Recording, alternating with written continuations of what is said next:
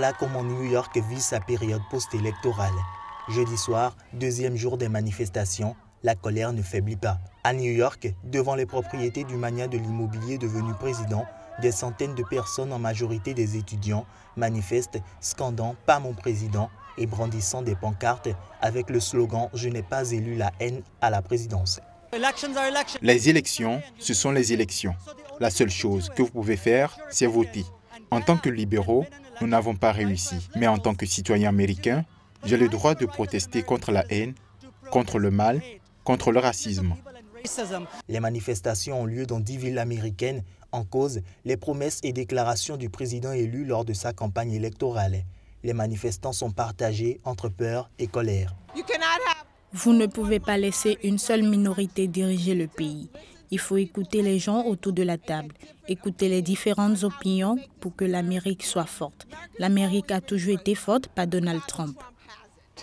Sur son compte Twitter, Donald Trump dénonce des protestataires professionnels incités par les médias. Le magnat de l'immobilier et son épouse ont tenu leur première rencontre avec le couple Obama dans la même journée de jeudi. Le tête-à-tête aura duré 1h30 entre les deux hommes, avec pour principaux sujets la politique étrangère et celle intérieure. Barack Obama a insisté sur sa volonté de mener la transition de manière aussi efficace que possible. L'homme d'affaires de New York s'est de son côté déclaré impatient de travailler avec le président démocrate et de recevoir ses conseils. Du côté des First Ladies, généralement, la première prise de contact entre les premières et futures premières dames permet de parler de la façon de vivre à la Maison-Blanche, d'y élever des enfants.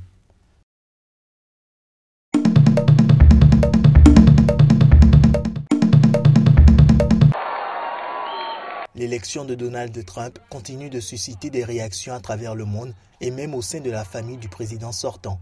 Après Malik, le demi-frère de Barack Obama, qui s'est réjoui de la victoire du milliardaire, c'est à la matriarche de la famille du premier président noir des États-Unis de se montrer quelque peu fataliste devant la victoire de Donald Trump. Il a déjà eu la présidence et Dieu est le seul qui lui a donné. Qui suis-je pour m'y opposer ? Cela aurait été de même si Clinton avait été élu, a fait savoir la grand-mère de Barack Obama. Depuis la ville de Kogelo au Kenya, la grand-mère d'Obama invite le nouveau président des États-Unis à revoir ses promesses sur l'immigration et poursuivre le combat de son petit-fils qui reste pour elle un modèle à suivre. Les immigrants sont tous des enfants de Dieu, ils ne doivent pas être déportés. Si Trump veut déporter les Kenyans, cela veut dire que les Américains vivant dans les autres pays devraient l'être aussi, a déclaré Sarah Obama. Quant à son petit-fils en fin de mandat, Sarah lui recommande d'exploiter d'autres projets sur le continent, surtout celui de la charité, une qualité qu'avait son père, a-t-elle souligné.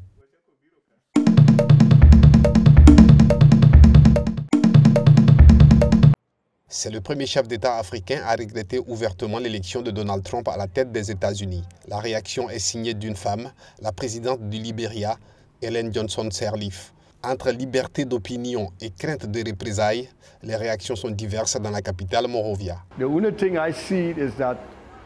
La seule chose avec laquelle je vois que le gouvernement de Donald Trump sera moins tolérant, c'est le problème de la corruption, car il s'est déjà prononcé contre la corruption.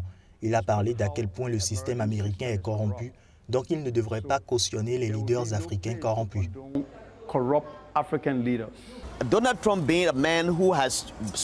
Trump étant un homme qui a dit des choses très négatives sur l'Afrique et notre président en est venu à dire qu'elle était attristée par son élection, cela veut dire que les relations économiques entre les États-Unis et le Libéria seront entravées. Le Libéria, petit pays d'Afrique de l'Ouest, entretient des relations étroites avec les États-Unis. Plusieurs grosses entreprises américaines opérant dans le pays, notamment dans les mines, le bois et le caoutchouc. Les États-Unis soutiennent également le pays qui peine à effacer les stigmates de 14 ans de guerre civile qui ont fait plus de 250 000 morts. Une situation aggravée en 2013 par une épidémie de la fièvre Ebola qui a fait plus de 11 000 morts. Après une croissance stagnante les 3 dernières années, le Libéria ambitionne de parvenir à un taux de croissance moyen de 6% à partir de 2018. Pour cela, le pays cherche à mobiliser 1,3 milliard de dollars auprès des institutions financières internationales. Le soutien de son partenaire américain est plus que jamais nécessaire.